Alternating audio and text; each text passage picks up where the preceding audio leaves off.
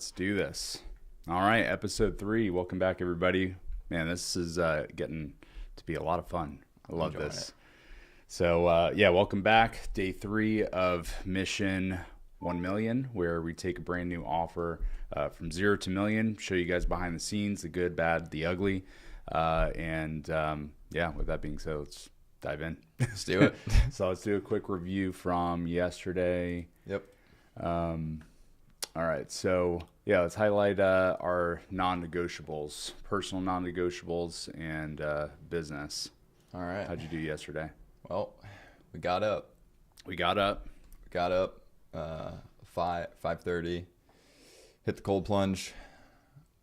Wish I did that this morning. Yeah, this morning was This morning was a little different. We'll talk about that more tomorrow.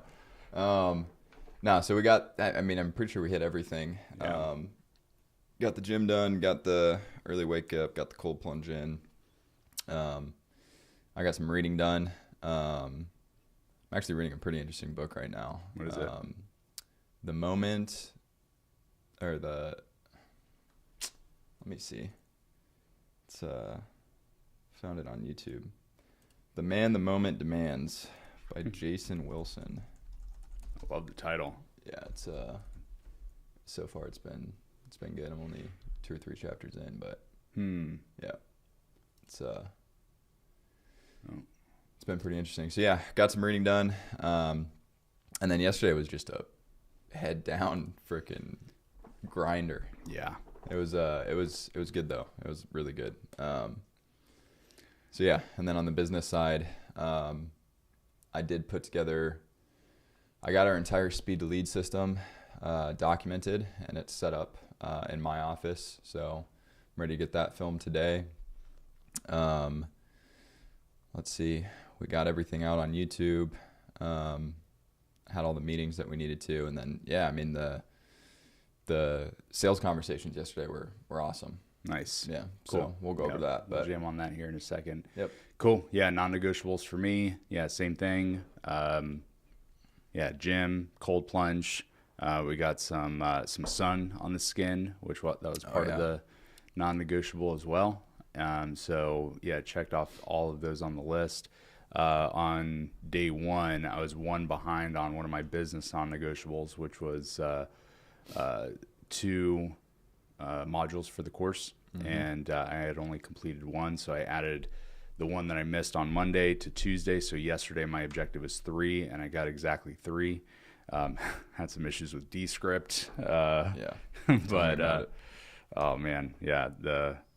I recorded this amazing course, and it was like 25 minutes long. Turns out when I was done with it, no audio. The audio was turned off, and Descript had completely, updated Changed their platform. Everything. Yeah. So anyway, that was and not for the better. Yeah, might have gotten to 4 if it wasn't for that. But I'm back on track, which is good. Nice.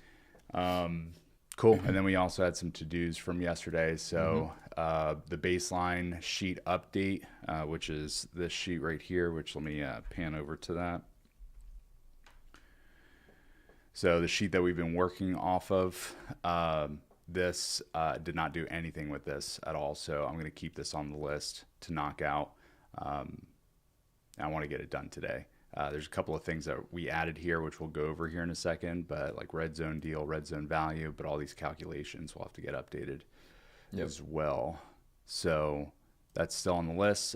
Process mapping course is complete, which that turned out to be very nasty. Explain the value of process mapping, how to do a simple process map, and then also how to do an advanced process map, which there's an infinite amount of detail that you can put into a process map. So the advanced one was very fun. Yeah. And then started working on the show rate engine materials, which that's turning out to be great. Was tooling some things in the sandbox, getting that ready. So that's the objective for today, for me at least. Yeah, I actually built, so on yesterday's group call, I was taking everyone through building out activity scoring for specific like segments of contacts with the new HubSpot feature. And one thing we actually came up with collectively was lead scoring sales calls. So based on as soon as somebody books, taking the actual post-booking page and post-booking video, putting that into YouTube so you can see who actually watches the video, how much of it, and then all of your pre-call emails, basically every single time one gets opened, adding a +1 or a +2 to the score. A response via SMS with the message confirmed in it has a +5 or +10. A response via email with confirmed or I'll be there or whatever the case may be with a +5, +10. So and you're tracking it by that specific email? Yeah, or that message? In the actual new lead score feature. Wow.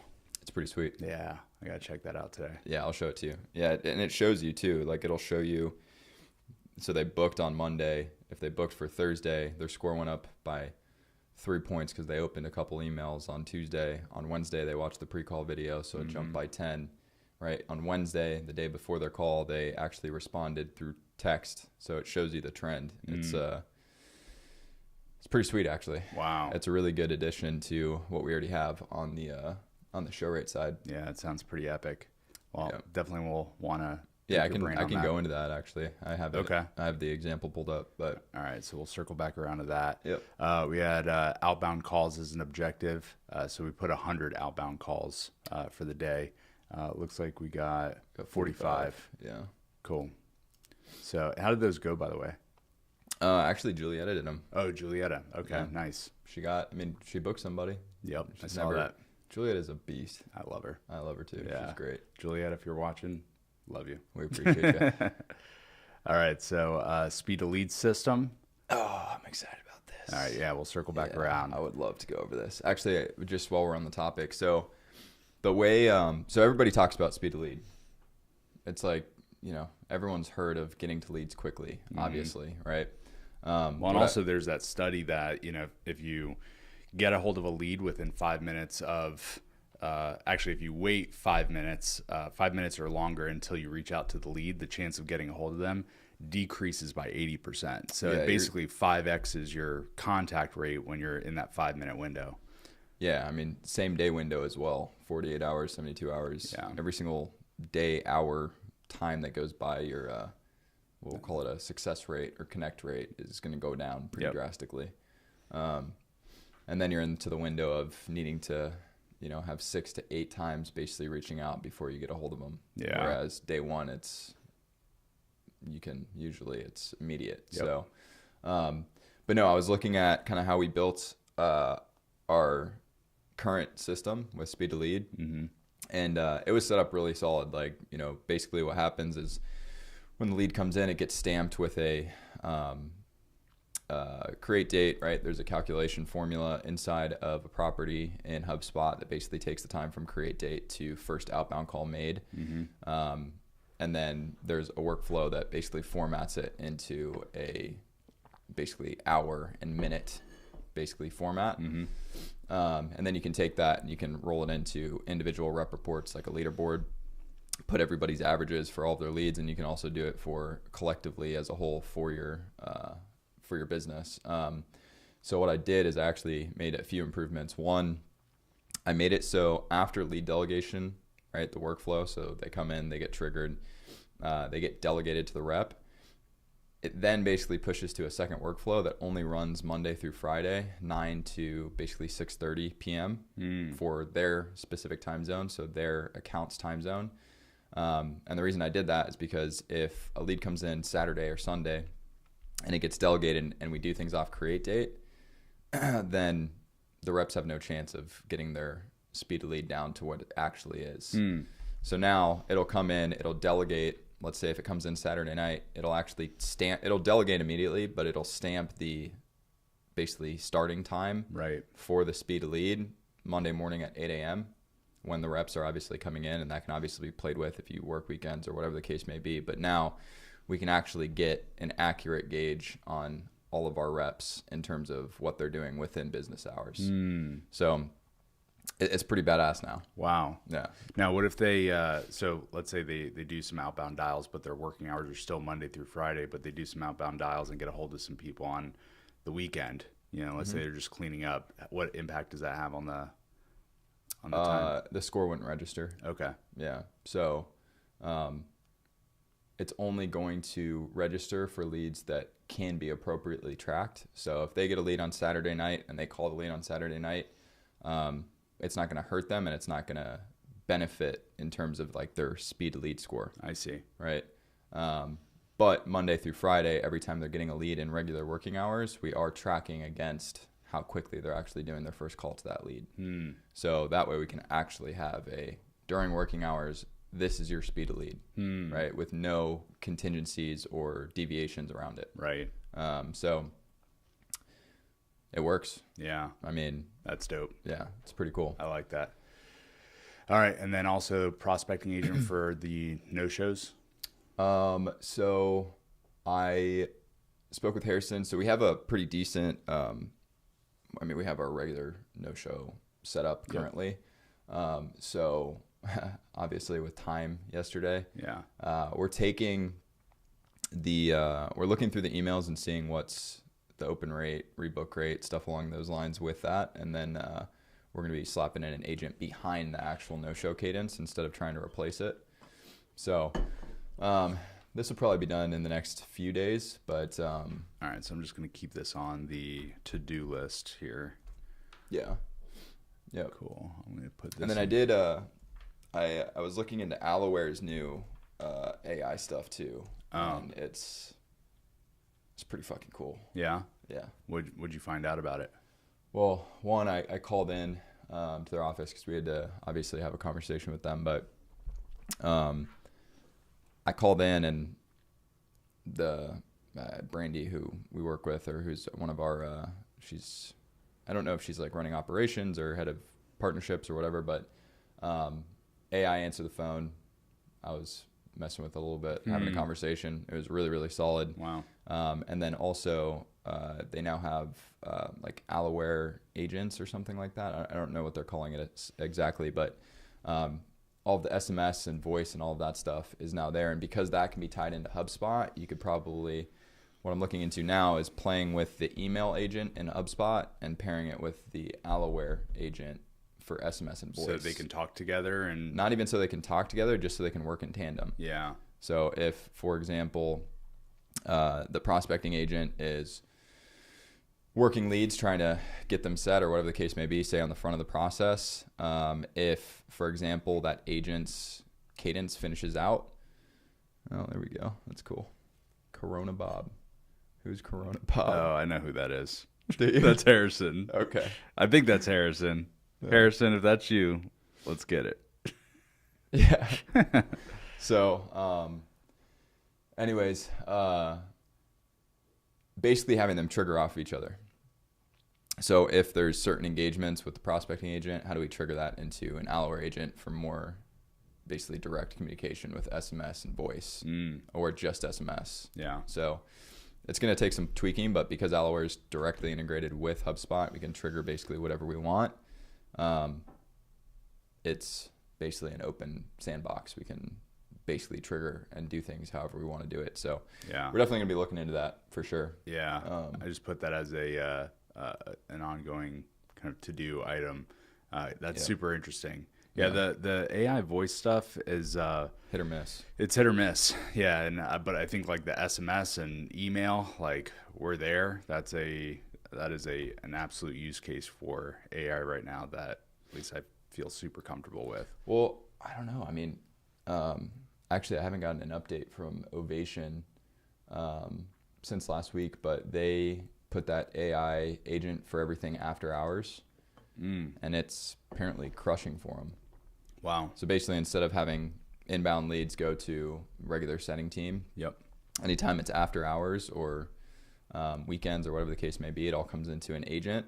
I can't remember the company that built it for them, but apparently it's like 10 out of 10. Really? Yeah. And it's specifically for inbound? Yeah, calls? Anybody, I mean, they have a pretty unique process, but anybody that calls in, I believe any leads that come in through that kind of process, I don't know exactly how they have it set up, but it actually comes into an AI agent and it's synced up with, it's pretty cool. It's a good process, but Wow. the results, from what they were telling me, have been actually very, very like shockingly good in terms of what they're actually getting back from it. So yeah, it's pretty cool. Interesting. All right. Well, yeah, that requires some discovery because that sounds super, super interesting. Okay, cool. Yeah, anything else from yesterday that you want to recap on before going into the numbers here? No, I mean, yesterday was a good day. Yeah. It was a long one for sure. It was back to back to back to back to back to back to back, but it was all the way through about midnight. yeah. Yeah. No, it was good. I mean, yesterday was the first day where I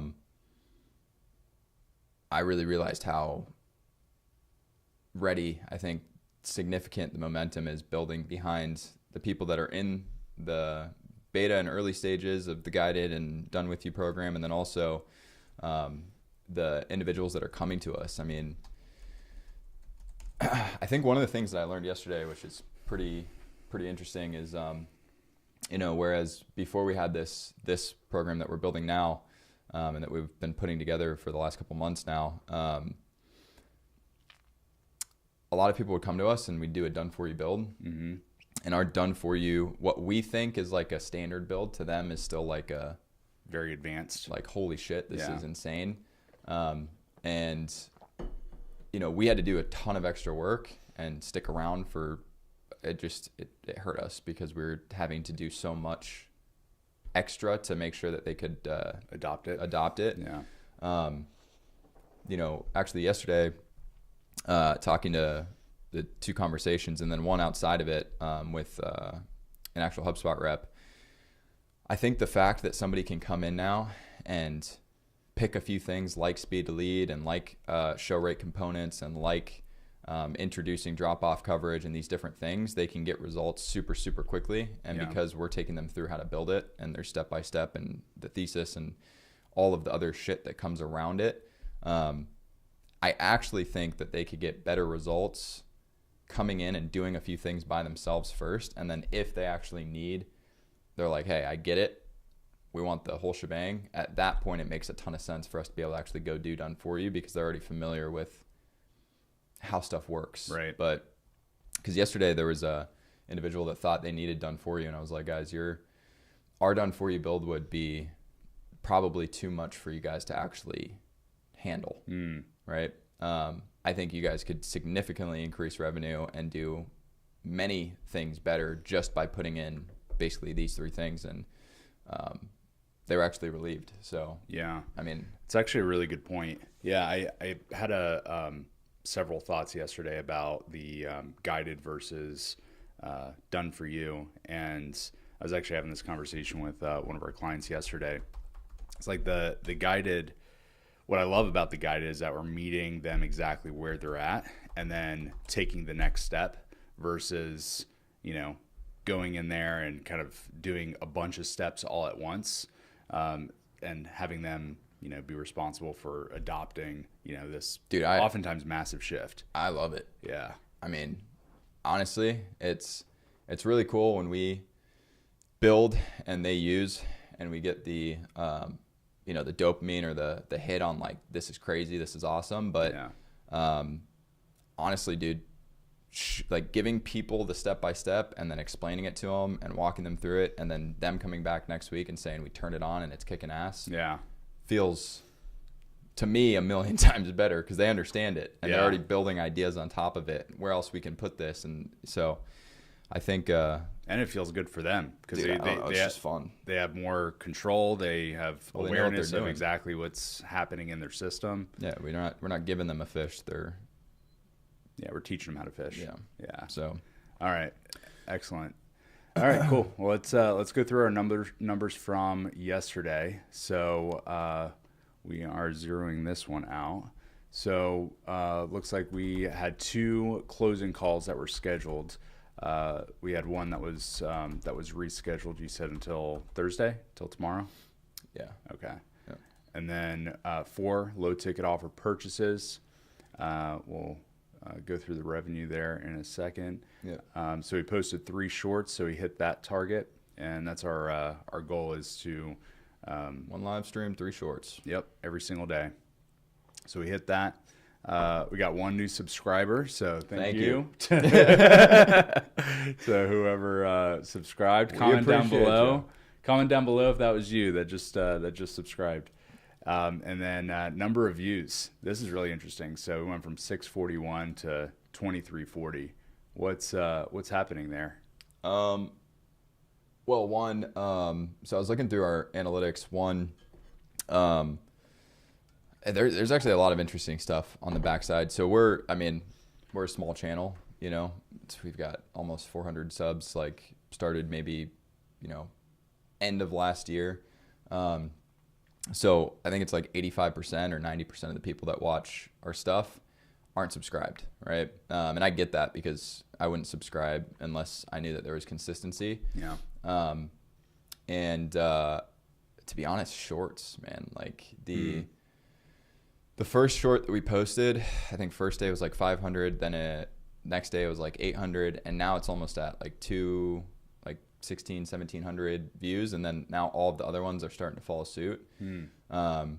And we're getting likes, dislikes, comments. So I think there's just way more engagement that we're feeding towards the algorithm, and then just consistency. I mean, going live each day, like, I don't know. The way I see it is if we keep this up, there's no way we don't gather views, and viewership.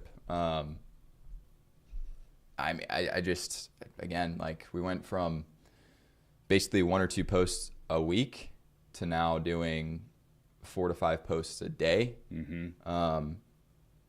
And again, we talked about it, I think in episode 1, but not having to record and then edit and then figure out when we want to distribute, but every single day just having to turn these cameras on and flip this on and just talk through stuff. We're going to get better with the format. We're going to figure out what people like as more viewers come in. We're going to be able to figure out how people want to receive certain things better. There's just a million things that we can do to do better. So the fact that we're already gaining new subs every day, views are going up drastically. We're getting comments, engagement. Actually, we got our first question submission, which is cool. Nice. And we're on day 3. Yeah, that's very reaffirming. I'm cool. Yeah. Hopefully, we're going to keep going regardless. Yep. But that's just, I think it's just all it is consistency. And then, in the analytics, can you see the breakdown of like how many of those views are on video versus shorts? Yeah. You want to pull that up? Sure. Yeah. I think it'd be, because that's kind of something that's an unintended consequence of doing this is like building the YouTube channel. So I like that we're tracking this. Yeah. But you can see it in HubSpot too. If you go to the social, I've got all of our YouTube stuff connected. Oh. Yeah. You want to pull that up? I can. Okay. Yeah, that would be super interesting. I think I don't even know if I've ever seen that before. Let me pan over to this. Let me know when you're ready. Let's keep going through the metrics, and then we'll come back to this. Okay. I just want to finish out the metrics. Okay. So I'm going to pan back over here. Yeah, go for it. All right. Ad spend yesterday. So we got 355 yesterday for ad spend. Yep. 18 leads. So our lead cost went down a little bit. That's cool. Outbound calls. Again, Julieta, appreciate you. And then we've got we're not doing discos right now, so we can just zero all those out. We'll get rid of those. In the cleanup, we'll get rid of those. Yeah. 1 inbound call booked, and then 1 outbound call booked. Completed both calls, so 100% show rate yesterday. I did make 2 offers, which is cool. One's guided, one's our blueprint. Actually pretty excited for both of those. So we got 2 sit in the red zone, contracts out, and you want to explain what the red zone is for anybody that's not familiar with that term? Yeah, 100%. So when we're building any pipelines, you'll have your standard, right? Disco booked, disco completed, disco no show. You'll have your closing call booked or your strap booked or whatever verbiage you guys use, completed, qualified, DQ, no show, etc. Red zone is the stage right before closed one. And red zone would be for anybody that has basically contract or proposal in hand. Inside of the red zone, you always set an expected close date. So anyways, within HubSpot, you set an expected close date for the CSP, which is a conditional stage property. Basically, your red zone is so that your closers have their basically top 10 active targets at all time in there. And it allows you to kind of segment and filter up all of your, best opportunities. So you can forecast, you can do a lot with it. But red zone is just the stage right before your actual closed one. And because we're segmenting it into red zone, we know all of these contacts either have a proposal out, a deposit down, or are verbally committed to moving forward. So when it comes to sales management and when you start having a lot of volume come through your pipes, typically the sales manager is going to sit on top of that red zone and constantly support and getting those deals across the line. So again, it's just it's a segmentation. It allows us to track, forecast, and allows our closers or any closers to just keep track of obviously their highest priority deals. Yeah, and this is such a simple thing, but it solves for a really big problem that I see a lot in a lot of the sales teams that that we consult on that are clients of ours. These are high probability deals in red zone. It's a football analogy where, if you look at statistics inside of football, if there's a team that's in the red zone, high probability that they're going to get a touchdown. But the worst thing in the world for a football team is to fumble the ball at the 1 yard line, right? 100%. So what we want is those deals to stay top of mind for the salespeople. Yep.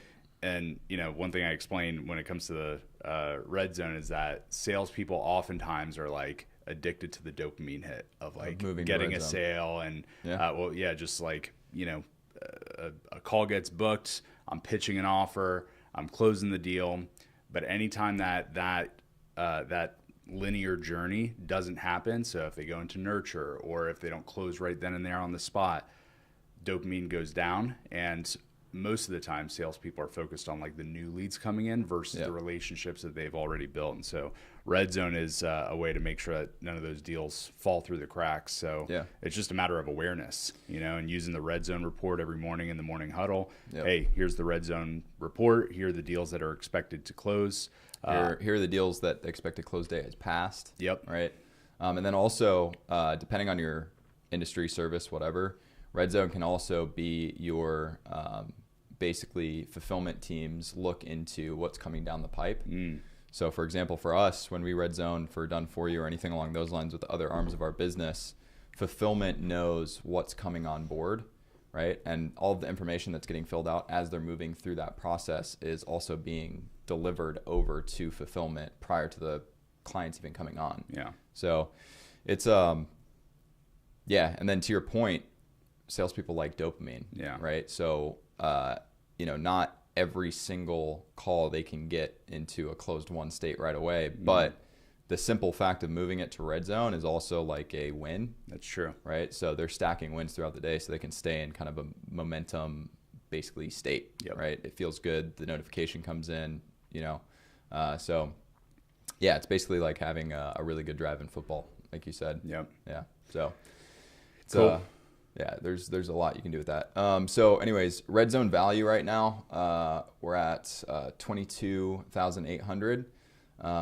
Deals closed yesterday, 0. So this is day 3 of running this stuff. So I like that the red zone is building and the conversations we're having are really good, and the need is the exact same as when we launched the beta and started enrolling people in this a few months ago. So it's pretty good. And then low ticket. So we had 4 Launchpad low ticket sales. So $188 recouped for ad spend. So our overall liquidation's a little over 50%. Looks like right around 60 something percent, which is great. Looks like our cost per booking yesterday was about $75. Cost per lead somewhere around 15, 19. Yep. Nice.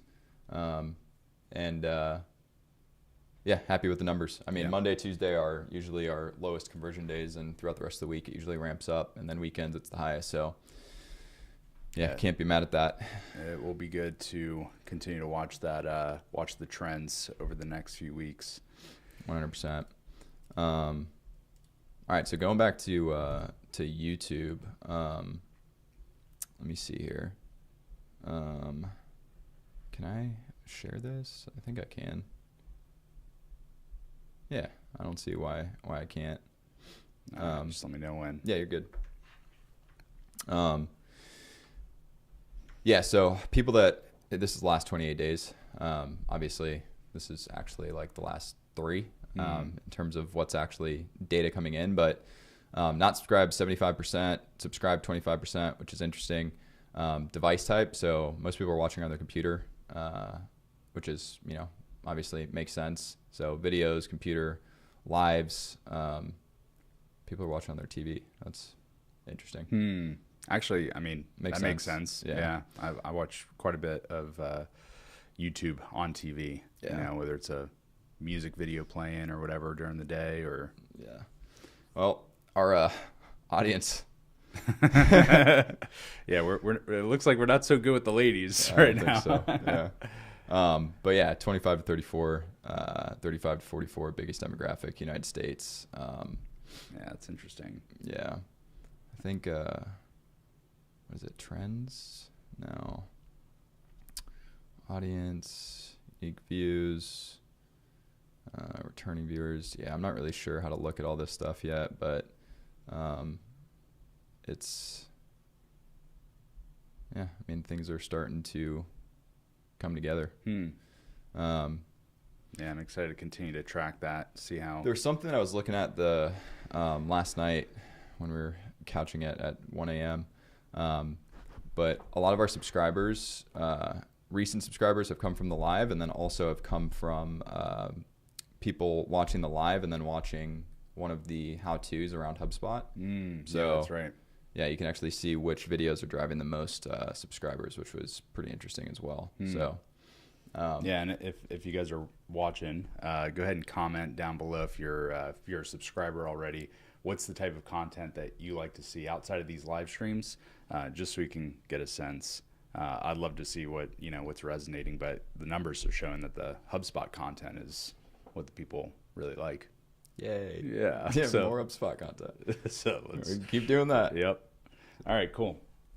All right, well, going into the our objectives for today. What time are we at? Yeah, so we got a little bit of time here.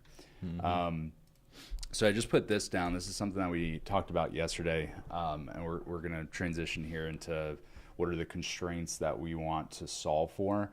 So this is actually from the conversation yesterday, actually on the live stream, about just the different types of like the frames that people are coming into the sales conversations with. And so the thought was, like right now our marketing funnel and, getting bookings, like it's pretty good. I don't really want to change a whole lot there, but how can we do something in between that booking up until the actual call comes in that at least gives us some more information about what type of prospect, this is, what type of conversation we want to have. So the thought here is to put a short application, again, super short, maybe like I'm thinking 2 or 3 questions, and we could do it in a HubSpot form that's like that type form type of user experience, and ask questions like, are you already on HubSpot? That's kind of a good thing for us to know.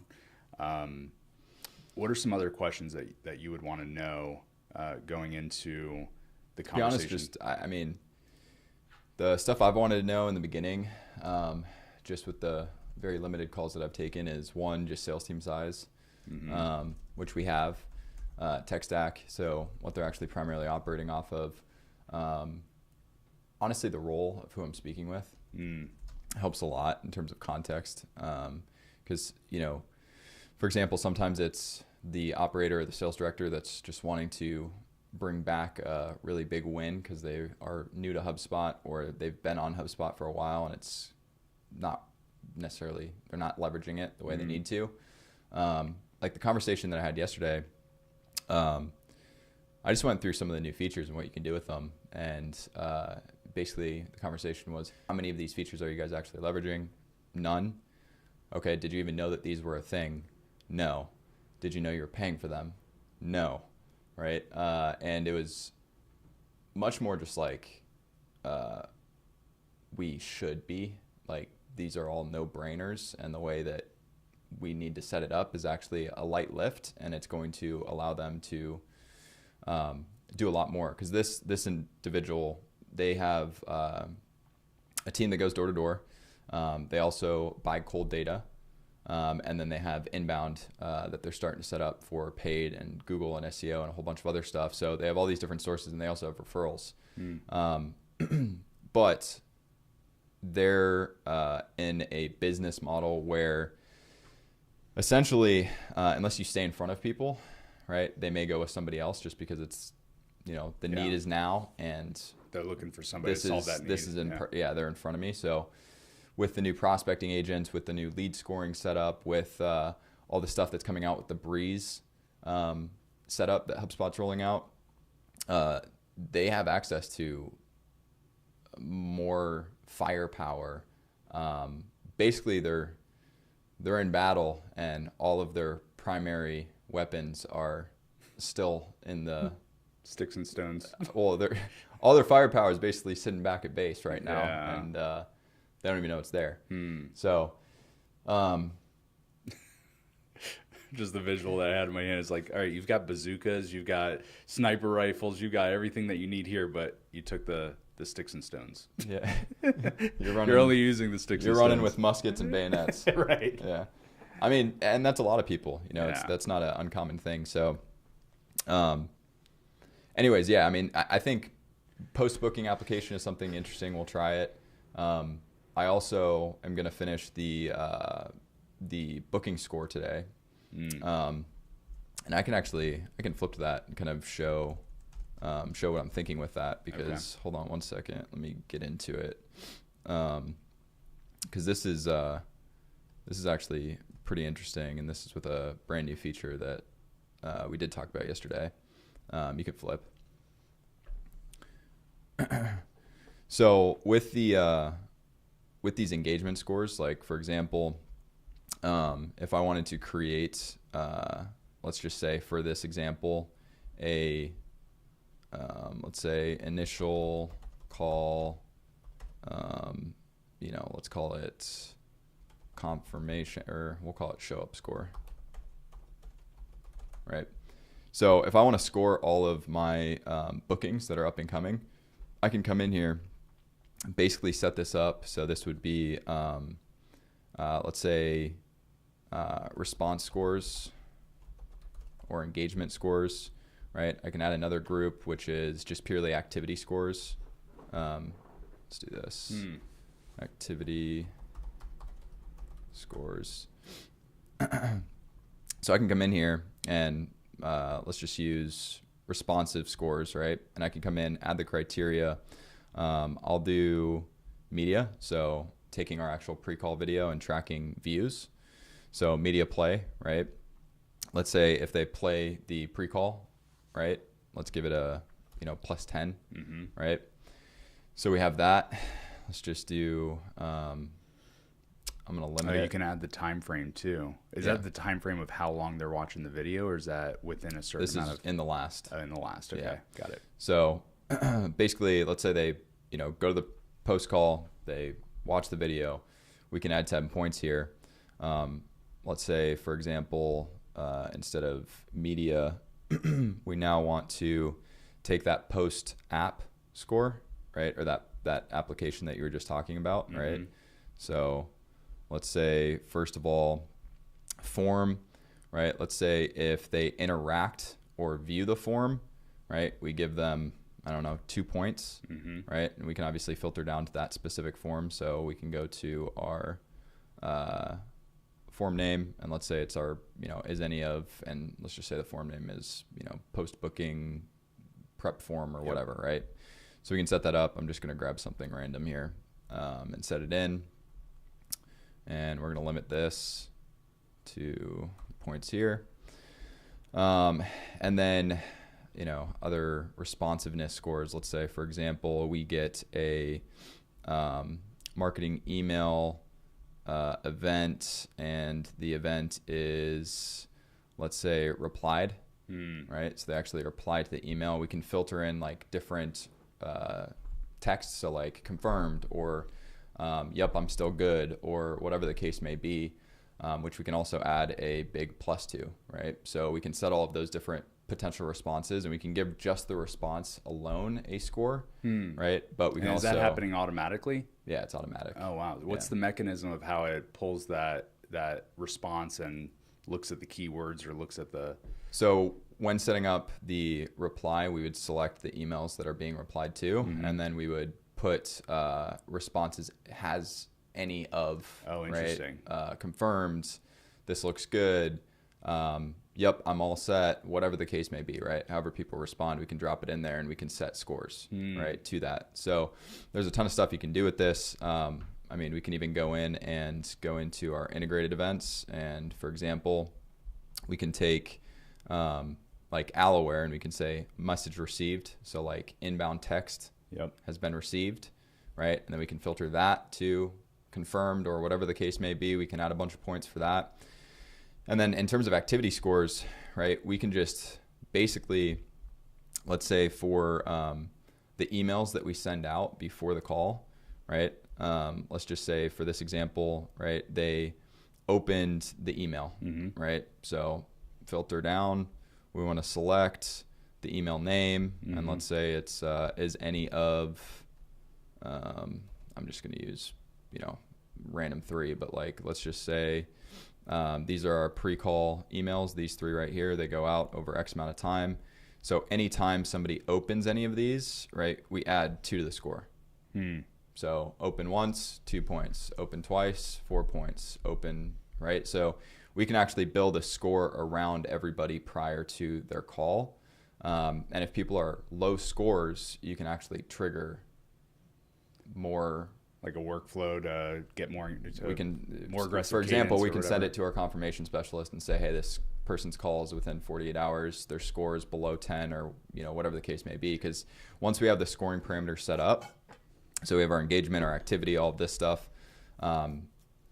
we can actually go in and in the settings set thresholds. So high likelihood of showing up, average likelihood of showing up, right? Low likelihood of them showing up based on their points. Yeah. So, and you can set multiple of these scores up. And is this a property that lives inside of the contact object? I would love to be able to pull this up and show it. Okay.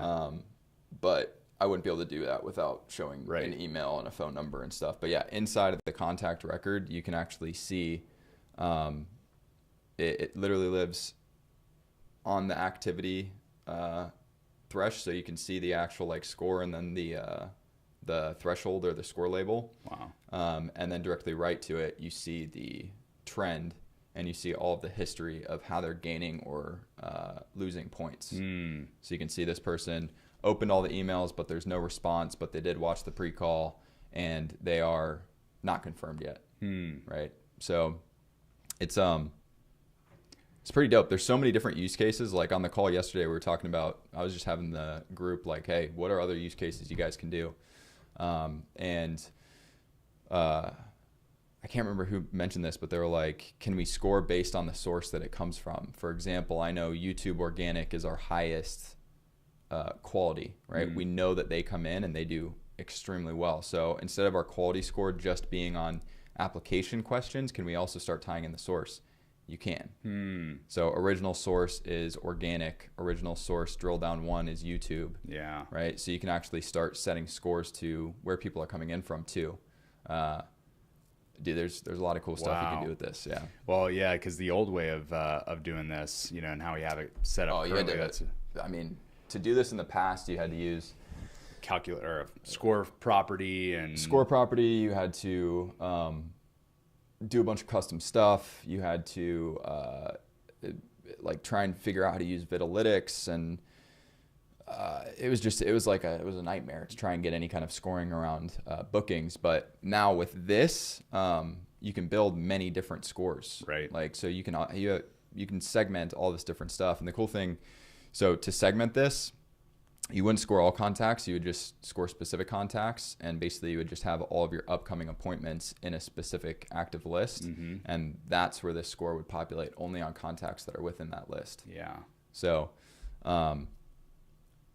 pretty dope. Pretty dope insights. And these lists, can they be active and static, or? Actually, that's a good question.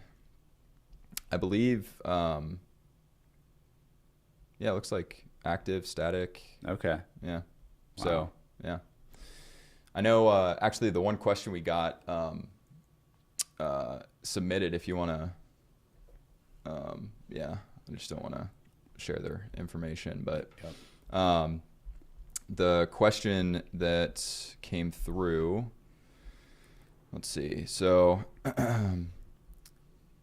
let's read this. All right. So, hey there, Aaron. Been watching a few of your videos. Great value so far. I'm wondering why I should create this static list when I have an active one going. Seems like it does the same thing as the active list. Last marketing email opened within 60 days. With the difference that this isn't going to change over time. Please explain this to me like I'm 5.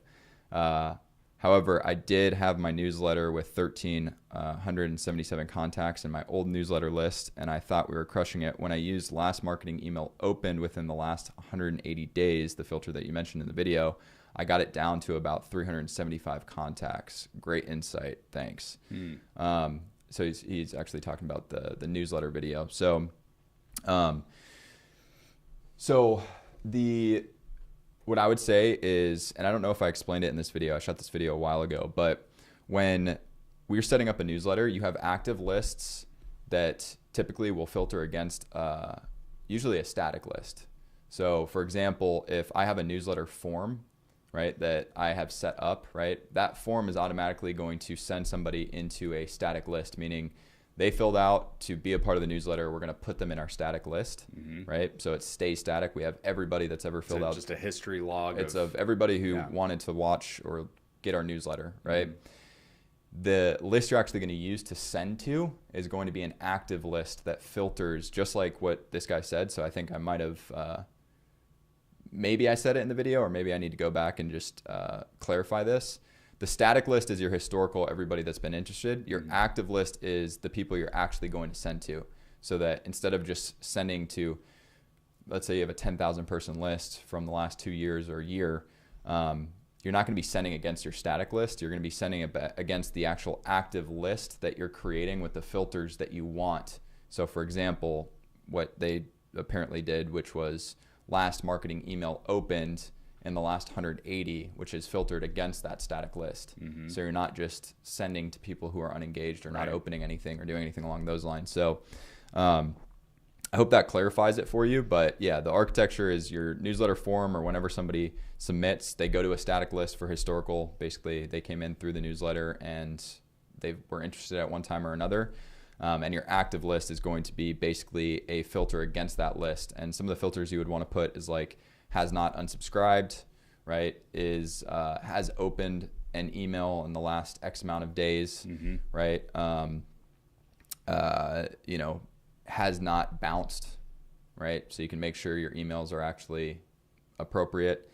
And then I believe in this video, I also talk about how to pull people off of these lists if they are DQ'd or whatever. Well, not even DQ'd, because this is just a newsletter, but more so if there's a bounce, if they unsubscribe, if there's any basically like disenrollment on their side or on the actual data, like the data is not valid, they actually get removed and taken off of your marketing contact subscription, so you're not paying for that contact. Yeah. So hope that helps. And that question was from at SCAFFCALC 3 hours ago. So awesome. Appreciate the question. Thanks for the question. Yeah, that's if we can be answering a few questions like that on the live stream, that'd be a lot of fun. Yeah, please submit questions. I would love to just dive into answering a bunch of questions. That'd be really cool. So we got a couple minutes here left on the stream. Game plan for the day. Already put some notes here. Go through the prospecting agent for no-shows.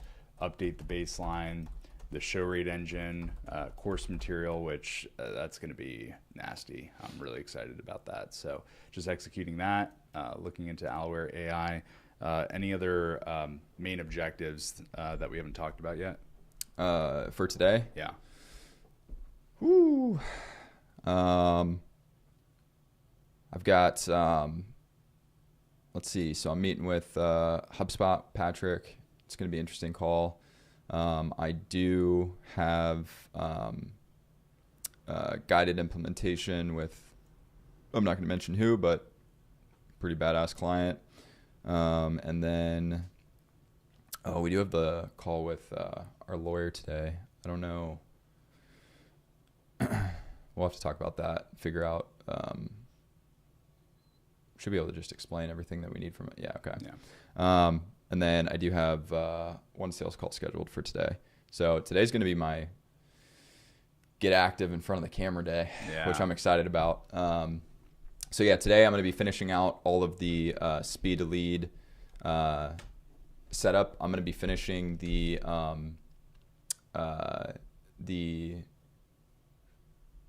new load ticket for the HubSpot trainings.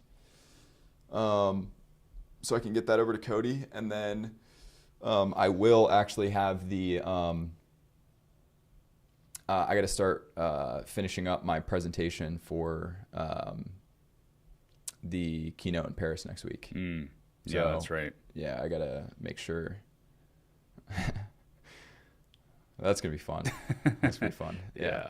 Yeah, maybe we could talk about that towards the end of the week. Yeah, so I need to finish up that.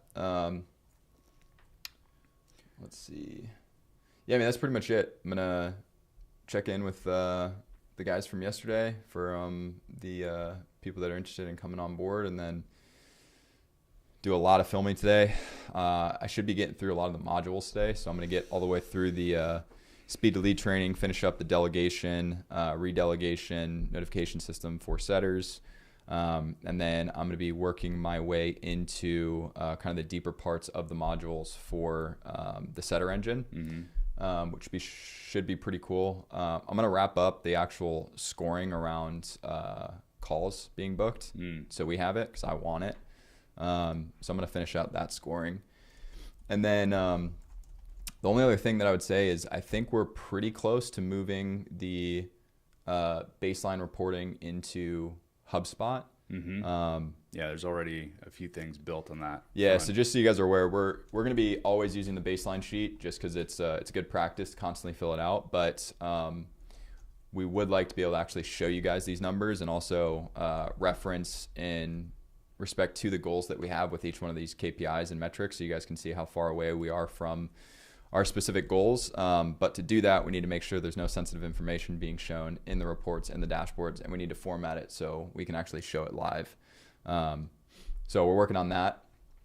Yeah, dude, today's gonna be a great day, a creative day. Yeah, it'll be cool. So, all right, sweet. Yeah, and I've got the blueprint tap call today with our community clients. So that's gonna be a fun one. Got a few client calls as well, and same thing for me. Big recording day of knocking out specifically the show rate engine modules. So probably we'll be able to get all of it done by Thursday end of day. So tomorrow end of day. So that's my objective. Possibly Friday, but I'm pushing for Thursday.